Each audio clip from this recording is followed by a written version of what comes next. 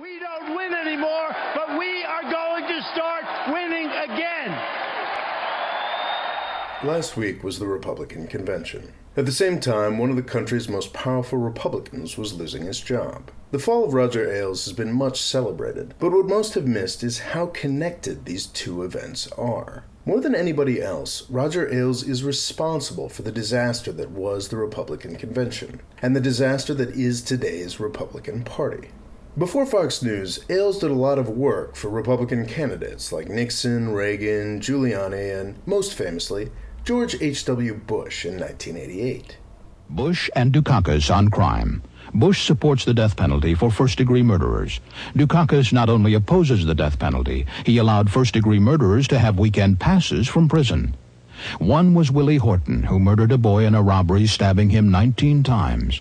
Despite a life sentence, Horton received 10 weekend passes from prison. Horton fled, kidnapped a young couple, stabbing the man and repeatedly raping his girlfriend. Weekend prison passes. Dukakis on crime. The degree to which Ailes is responsible for this Willie Horton ad remains controversial, but all acknowledge that it was produced by his former employees and that it's very much his kind of thing. It was an early sign of what Roger Ailes has done to the Republican Party. In 1996, he went to work for Rupert Murdoch and launched the Fox News channel. Ailes had a theory. Most news and analysis was biased towards the left. Half the country wasn't being served. His market analysis was spot on. Fox News has been a tremendous success. His theory that there was a need for the fair and balanced presentation of conservative views was correct as well. That need still exists.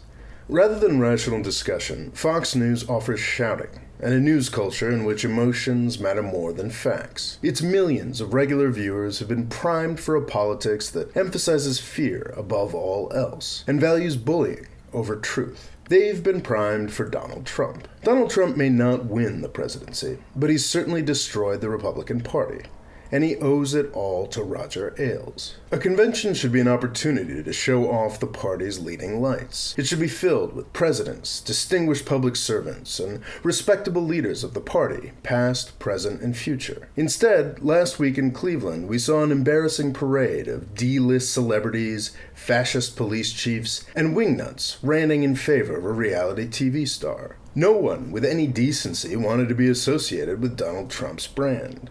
For corporate types like the Murdoch family, this is a disaster. The traditional party of big business has become a freak show. Even if Rupert Murdoch is okay with Trump, his investors are not. What do you think the Saudi royals that own at least 6% of Fox News' parent company think of Trump's proposed Muslim ban? What do you think the rest of Wall Street thinks of Trump's anti-trade agitation or his calls to shut down immigration? Roger Ailes didn't lose his job because of sexual harassment. He lost his job because he created Donald Trump.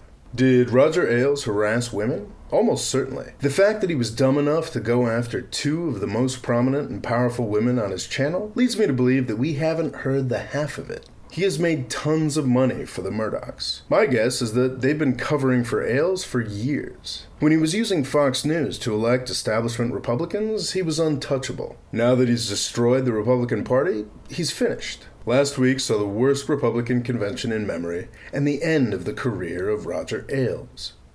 I don't think that's a coincidence. Thanks for watching. Please subscribe, and if you'd like to help me make more videos like this one, please click on the Patreon link here and chip in to my crowdfunding thing.